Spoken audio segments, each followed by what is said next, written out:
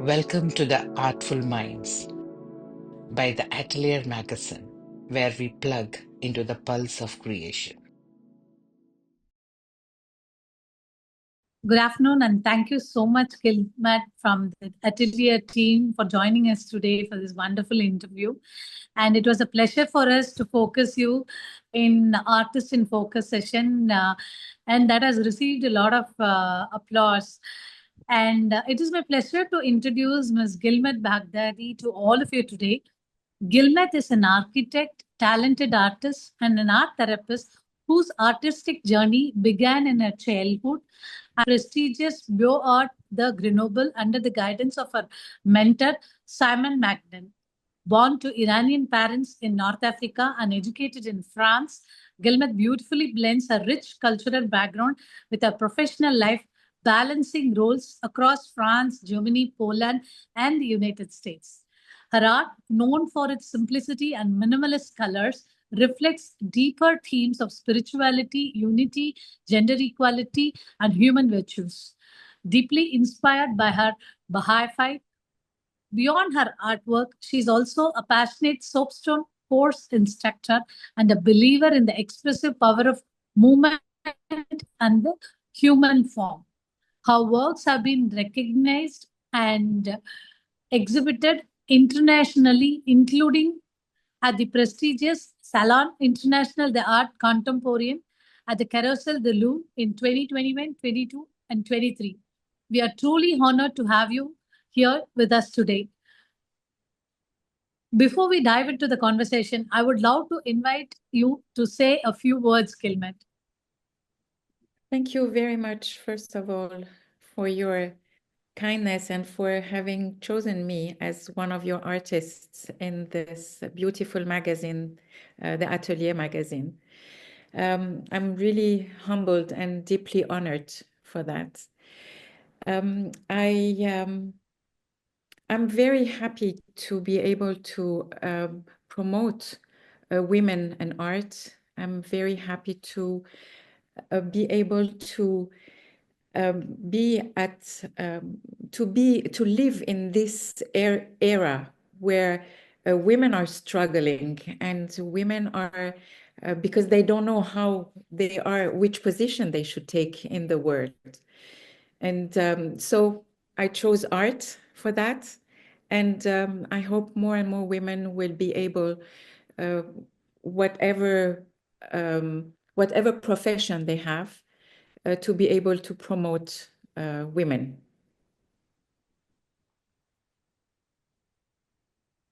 Thank you. Thank you so much, Guilmette, for this wonderful words. Without taking so much of time, I would like to get into the questions. So your first question, your artistic journey began alongside your architectural studies. How did these disciplines influence each other in your early years?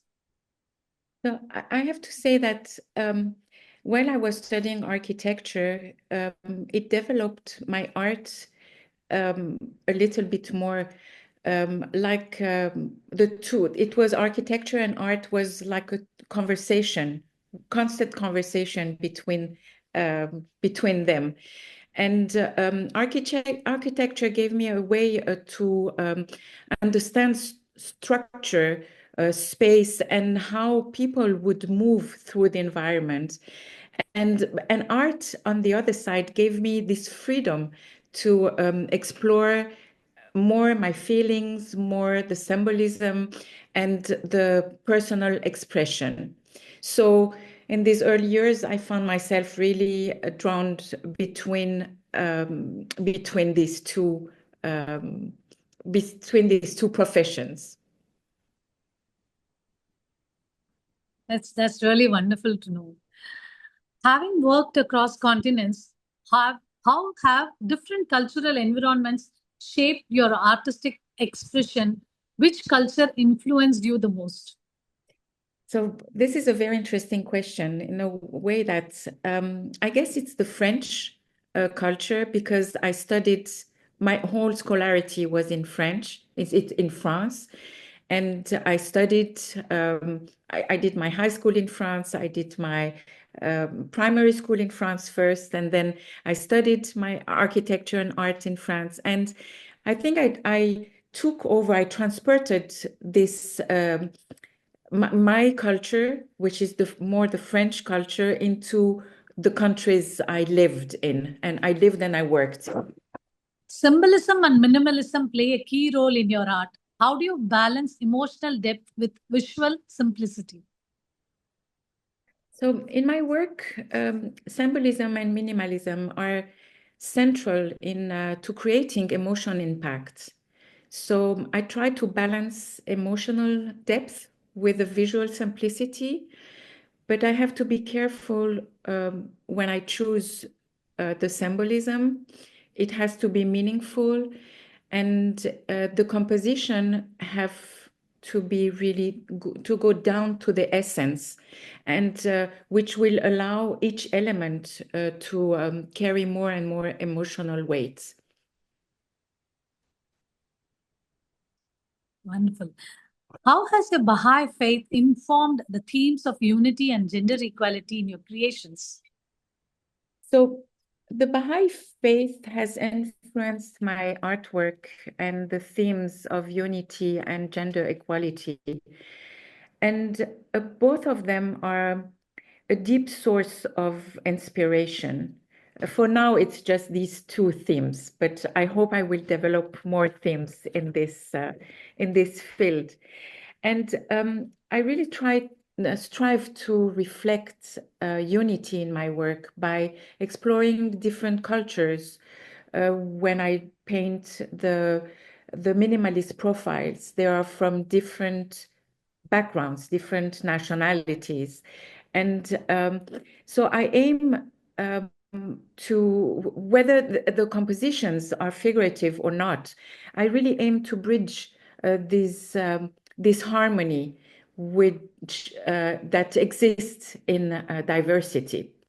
And I believe, really, I deeply believe that art has the power to transcend boundaries and to evoke a sense of, let's say, shared of human identity.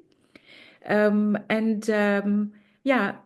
and I really like to express the belief that we are all part of a greater world. So, and I also celebrate gender equality by empowering roles, challenging the traditional stereotypes. So I think, in short, the Baha'i principles of unity and gender equality inform kind of my artistic philosophy, and pushing me to create more work in harmony of the diversity of humanity. That's really wonderful to know. I'm looking forward to more of your themes that you mentioned. And of course, art has no boundaries. So moving on to the next, can you walk us through the process of creating one of your sculptures from concept to completion? Yeah, this is a very nice question again. Really, it depends on if I work with clay or if I work with stone. So it's two different, it's totally two different way of working.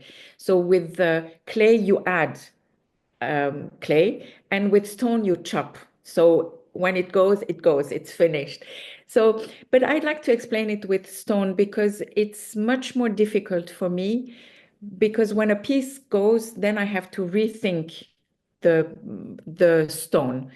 And so the way I work with stone is that I choose first a stone and I turn it around, I look at it. And so sometimes there are small stones this big, and sometimes there are bigger ones this big. I never worked bigger than, let's say, 35 kilos soapstone. And but it's always easy to say, because not easy, I'm sorry, not easy to say, because when you look at the stone and then the stone needs to talk to you, and then you I just take my chisel and my hammer and I go with it. And it's the carving and the shaping is very deep. It can take sometimes up to 6 months till I finish a piece of stone. I mean, the bigger ones. The smaller ones, it can be done within a month if I work every day a little bit on it. And so this is for, yeah, just take my tools and then go with my heart. It's a very intuitive process.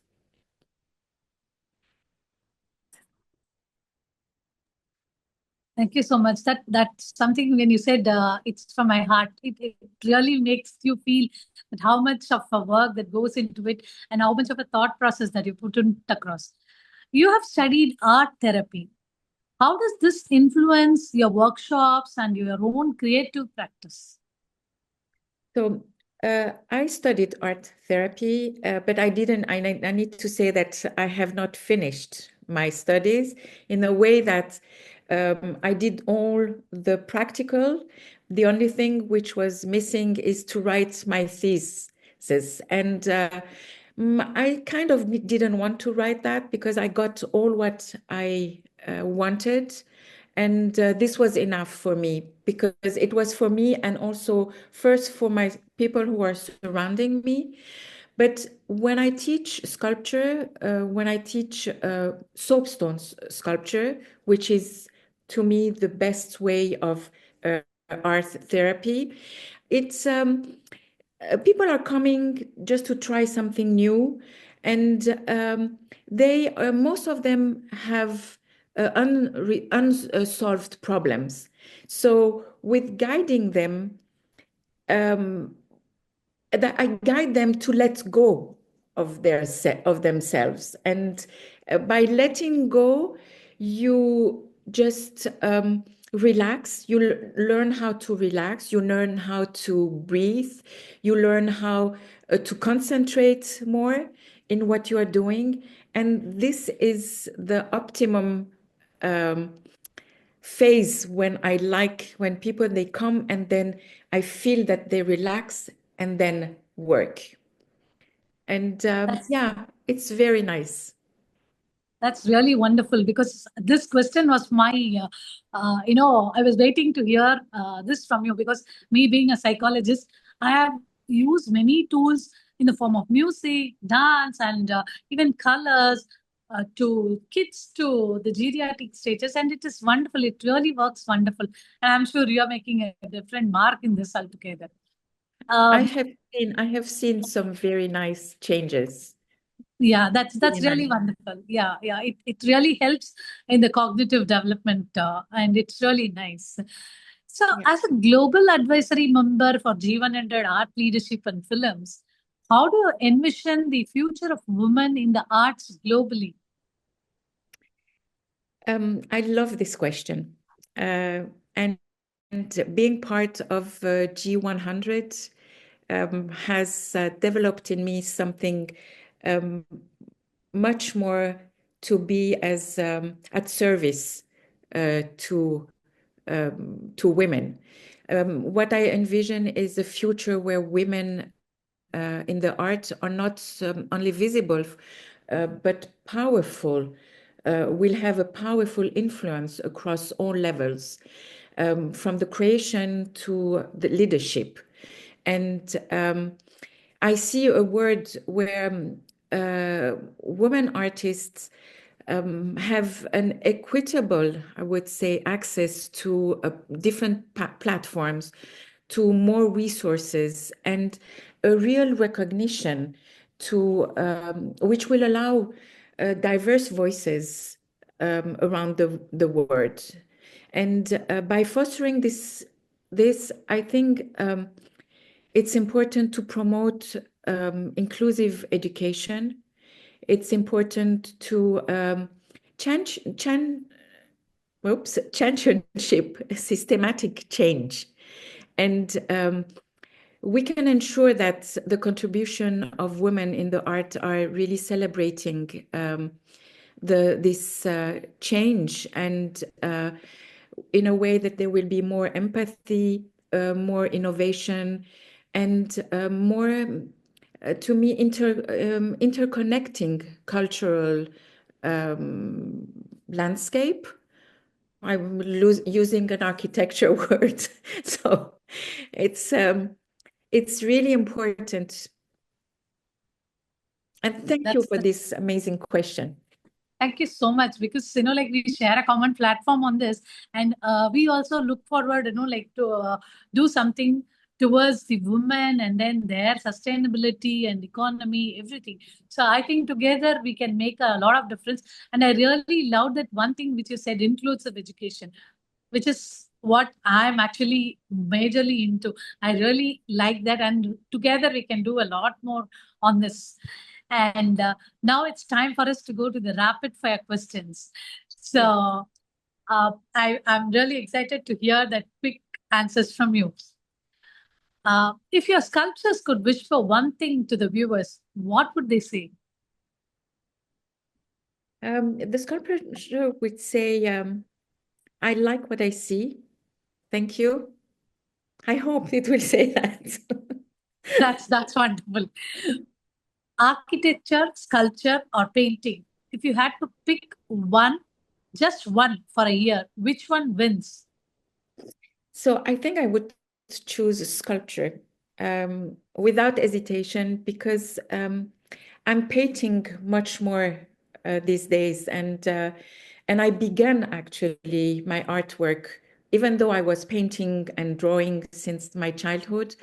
When I was studying architecture, the first thing I did was sculpture, and I really need to go back to that for 1 year, maybe, hopefully.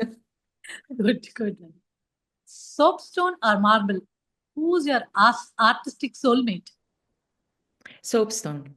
Oh, that's wonderful. No hesitation. What's one thing in your studio you absolutely can't work without? So I have probably 50, 60 paintbrushes, and each of it will be paintbrushes, because each one of them has a specific, goes to a specific thing. Yeah. Okay. If your art had a soundtrack, which genre would it be? A classical. I listen a lot of classical. Wonderful. You're hosting a dinner with 3 historical artists. Who's coming and why? So the first one would be Camille Claudel, which was the partner of Auguste Rodin. And I chose her because she was totally put aside, and then people understood who she was. I would choose Georgia O'Keeffe, because even though I'm a minimalist, I love her colors. I love what she does. I love her personality. And the third one would be, I don't know, Auguste Rodin or Brancusi.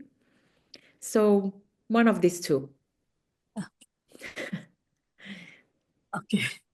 So what's a sculpture idea that you have never dared to make or yet to make? I have never worked with metal, and I'm dreaming of working with metal. Would you rather create a public sculpture on the moon or a painting that hangs in the Louvre for 100 years? I would choose the moon. Choose it. Okay. One tool, one material, one city. Go. I talked about metal. It will be a metal, a hammer, and probably Berlin, because it's a very nice artistic city. If your life were turned into an installation, what would be its title?